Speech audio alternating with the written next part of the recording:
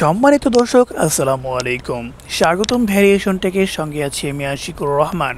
প্রিয় দর্শক, আপনারা অনেকেই বলেছেন যে আপনারা প্রিন্ট করতে পারেন না, অর্থাৎ কম্পিউটারে যে লেখাগুলো লিখেছেন সেটা প্রিন্টারের মাধ্যমে আপনারা প্রিন্ট করতে পারেন না।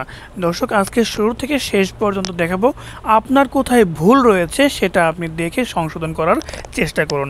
আশা করি ভিডিওটি ভালো লাগবে। প্রিয় দর্শক, ভিডিও শুরু করার এই কথা না বললে নয়, আপনি যদি আমাদের চ্যানেল নতুন দর্শক হয়ে থাকেন তাহলে আমার চ্যানেলটিকে সাবস্ক্রাইব করে পাশে থাকা বেল আইকনটি বাজিয়ে দেবেন। প্রিয় দর্শক, প্রিন্টার দিয়ে প্রিন্ট করার জন্য আপনার কয়েকটা কাজ করতে হবে। আপনার কম্পিউটারের সাথে একটা প্রিন্টার সংযুক্ত করতে হবে। দর্শক, একাধিক প্রিন্টার থাকলে সেই একাধিক প্রিন্টারের আপনার অপশনটিকে সিলেক্ট করে দিতে হবে। যে প্রিন্টার দিয়ে আপনি প্রিন্ট করতে চাচ্ছেন সেটার নাম সিলেক্ট করে দিতে হবে। আপনি যে কাজটা করবেন, এখানে আপনার টাইপিং হয়ে গেলে এইখান থেকে কন্ট্রোল পি চেপে ধরবেন, অর্থাৎ কন্ট্রোল চাপার পরে পি চেপে ধরবেন।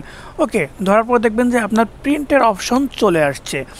এখন যে কাজটা করতে হবে, আপনি কয় পিস প্রিন্ট করতে চাচ্ছেন, অর্থাৎ কয় কপি করতে চাচ্ছেন, সেটাকে আপনাকে অবশ্যই এখান থেকে সিলেক্ট করে দিতে হবে।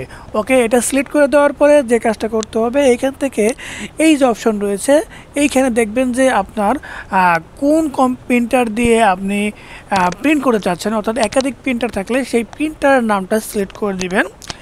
এখন আপনার কাজ অলমোস্ট শেষ।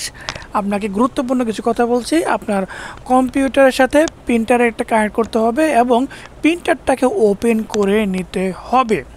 এখন এখান থেকে আপনি একটা কাজ করবেন, এখানে আপনার এই অপশনে চাপলে কিন্তু অটোমেটিক্যালি যে কয় কপি আপনি প্রিন্ট করে যাচ্ছেন সেটা কিন্তু প্রিন্ট হয়ে যাচ্ছে।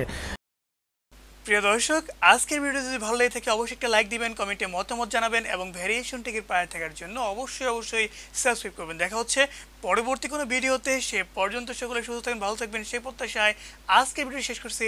আসসালামু আলাইকুম।